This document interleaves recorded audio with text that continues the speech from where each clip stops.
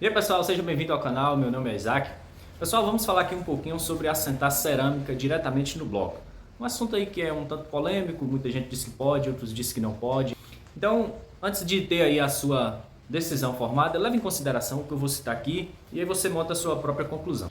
Então a gente tem um sistema defendido por normas e convencional do Brasil, que antes de fazer o assentamento da cerâmica, a gente faz o embolso da parede, né?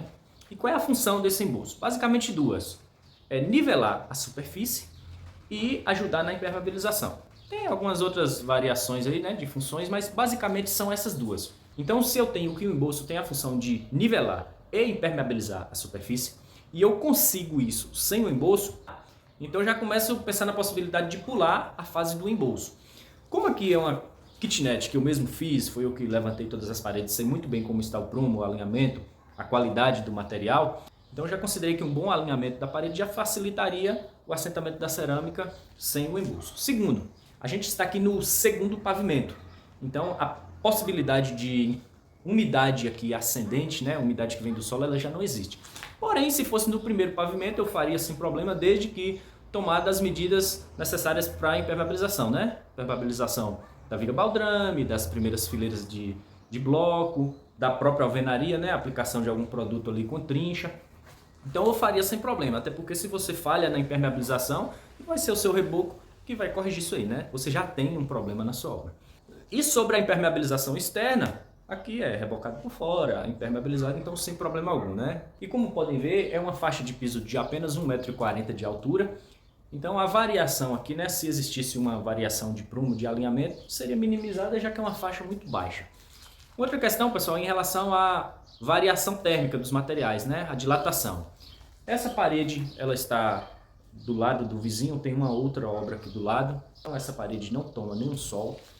A de cá está em contato com o banheiro, também não recebe incidência solar, restando apenas a parede do fundo, que está com a face virada para o leste, né, onde o sol nasce. Então, ela recebe um sol, mas é muito pouco, porque é o sol da manhã, né, não é o período mais quente do dia.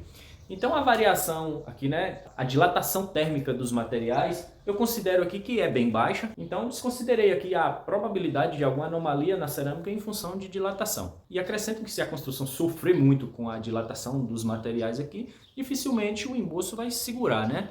Se a sua parede trincar, o embolso vai trincar junto e a cerâmica, obviamente, vai trincar depois, né? Então, o embolso ele ajuda, mas ele não seria o bloqueador de anomalias em função disso. E a forma que a gente assenta aqui é a forma convencional de assentar cerâmica. A gente já tem um vídeo falando aqui, vou deixar o card aí em cima. Se você quiser ver todo o passo a passo de assentamento de investimento na parede, é só clicar e assistir, valeu? Nesse caso aqui, a gente limpou muito bem a superfície antes, né? O bloco, lavamos, retiramos todo o excesso de massa. Claro que tem que ser um bloco também de qualidade, né? Muito bem queimado. E aí a gente faz a aplicação seguindo todas as regras, né? Mantendo as peças ali com distanciamento mínimo indicado pelo fabricante. Então temos os espaçadores, fazendo a aplicação em dupla colagem. Então a gente passa a argamassa na parede e passa a argamassa no verso da peça. No assentamento que a gente tem um capricho para não ter nenhuma peça oca, né? Então às vezes é necessário retirar a peça, tirar um pouco da argamassa ou um pouco mais de argamassa. É importante ter uma argamassa de qualidade, com certeza. E todas as peças aqui a gente vai tendo a régua ali como referência para que fique tudo muito certinho. Como é uma cerâmica de apenas 1,40 m de altura, a gente não vai fazer a fixação de nada na parede. Se fosse o caso de subir um pouco mais a cerâmica e parafusar algum armário, a gente tem hoje buchas específicas, né, para a parede oca. Então seria muito simples usar. Claro que se já tem a previsão de prender um armário muito pesado, por exemplo, então aí já deve ser analisado se compensa ou não fazer isso aqui. E a minha conclusão é o seguinte, nosso objetivo aqui não é ensinar, induzir você a fazer nada errado, a fugir das normas. Inclusive, se você presta serviço, né, é interessante que siga as normas, até para ter um respaldo jurídico. E as normas, elas são a nossa referência. O objetivo das normas é nos guiar a fazer um serviço com qualidade. Mas as normas também não são verdades absolutas, né? São normas brasileiras, não são normas para todo mundo. No país vizinho ali já não segue mais essas normas. E nem tudo que está na norma é um princípio absoluto. Mas a minha intenção aqui não é de forma alguma ir contra a norma. Inclusive, se eu estivesse fazendo um serviço para outra pessoa, eu faria o embolso, depois a parede. E se fosse do consentimento e responsabilidade do dono fazer dessa forma, eu faria, mas transferindo as consequências no futuro para ele. O que eu posso dizer é que eu já fiz isso aqui e faço, considerando tudo que já citei, Nunca tive nenhum tipo de problema, principalmente em paredes pequenas, em balcões, área de serviços, paredes que recebem pouco sol. E quando se tem um capricho, né, uma qualidade na execução, mesmo sem o reboco, fica um serviço muito bom, muito bem alinhado e não perde nada para uma parede que tem gosto, beleza? Só acrescentando que isso aqui não é uma inovação nossa, né? Já é uma prática que está sendo muito usada.